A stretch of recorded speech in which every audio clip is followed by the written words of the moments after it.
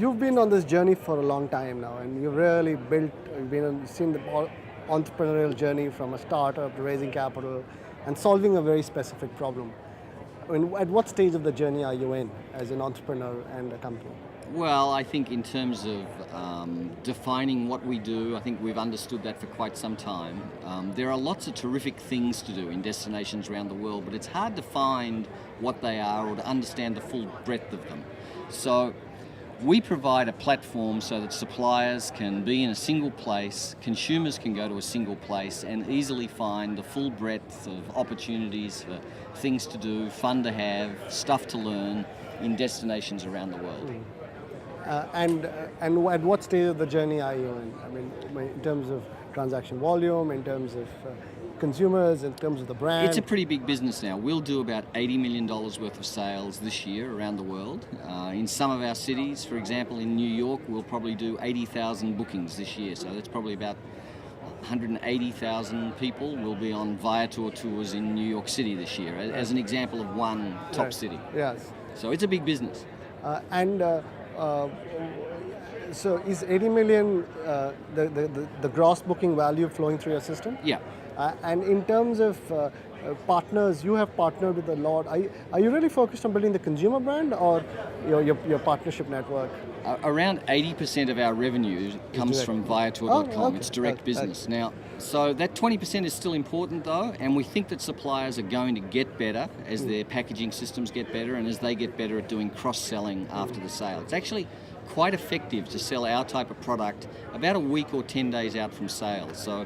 Or from travel. So if you're about to head off to Paris and a week or 10 days before you leave, you get an email from your OTA or your airline or the hotel that says, hey, you're going to be here in a week, why not book the Moulin Rouge Cabaret now, because if you wait till you get here, it's going to be booked out. That's a pretty strong message and people respond to that. So we think the suppliers will get better at that. And is supply aggregation a complex task? I mean, that's really, because so much of fragmentation, like airlines, 3 airlines, hotels, maybe N plus, like 1,000 hotels, but activities, 100,000.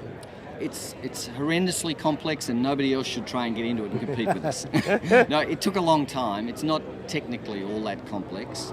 I think the issue is there's lots of different types of small suppliers.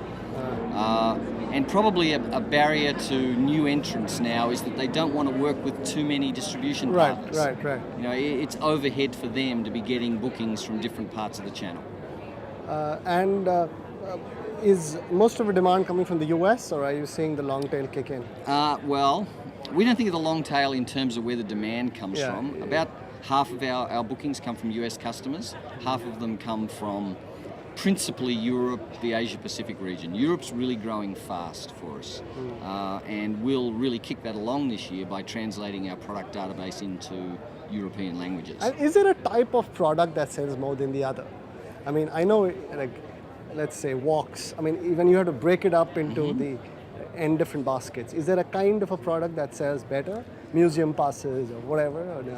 I'm not even sure. Well, I don't think I know the answer in terms of the numbers, but I'm not even sure that's an interesting question to ask that way. More interesting is the type of product that you can make a lot of money on. Yes. The private tours, the high margin things. I'll give you a really good example. A new category is photographic walking tours. Right. In 30 cities around the world, you can join a walking tour where you go with a professional photographer who not only gets great shots with you, shows you the places to go, but also teaches you how to use that snazzy 35mm camera that you've got that you don't really understand. So you're learning a whole lot, you're getting great photographs, you're getting a walking tour of the city.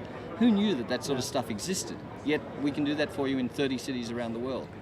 And one of the challenges today is, CPC inflation and relevance of search and Google. Is that impacting your business? There's a lot of clutter, and when someone searches for a Paris museum pass, I mean, are there players emerging who don't deserve to be there? I mean, is that impacting your... Well, we've been at it for a long time, so we get really great SEO results, and at the moment we're prepared to pay the inflated prices that we have to pay for CPC, so we wish some of those people would drop out. But as time goes by, more and more of our traffic is coming from the SEO side. From the SEO side. Yeah, that's good. That's good. Thank you so much. And last, you've been coming to the PhoCusWright Conference for a very long time.